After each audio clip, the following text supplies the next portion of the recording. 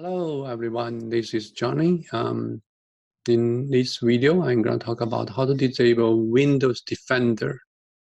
So there's some situation you may use in third-party antivirus and the malware software, and it's best to disable Windows Defender antivirus software on your Windows 10 machine.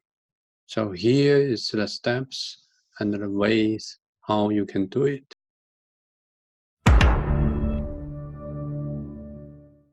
There's a couple of ways you can do it. I'm going to present 2 or 3 different ways, and then you will find the best one for yourself. The easiest way is you can go to your Windows 10 to search Defender's Security Center. From there, go to Wireless and Threat Protection, and the Wireless Threat Protection settings, you can easily turn off real-time protection. That's one of the easiest way to do it.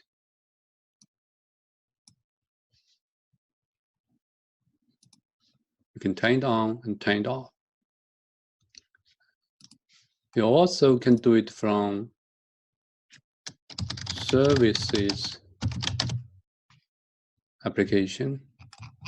You will find out the Windows Defender using a couple of services here: Windows Antivirus service, Windows Antivirus Network Inspection services, and the Windows Defender Firewall. So we are talking about antivirus and antivirus network inspection. Unfortunately, you cannot stop it from the service application. So what we can do is another way to do it is using a group policy. We can use GP, edit, MSC to change these settings. You go to computer configurations, go to administrative template, also go to Windows component. There's a Windows Defender component here, antivirus, Windows Defender antivirus. Here is a turn off Windows Defender antivirus. By default, it should be not configured. You can enable this configuration. Let's see what's going to happen. Enable means turn off Windows Defender antivirus. Okay. So we enable the policy. Immediately, this wireless and threat protection is turned off.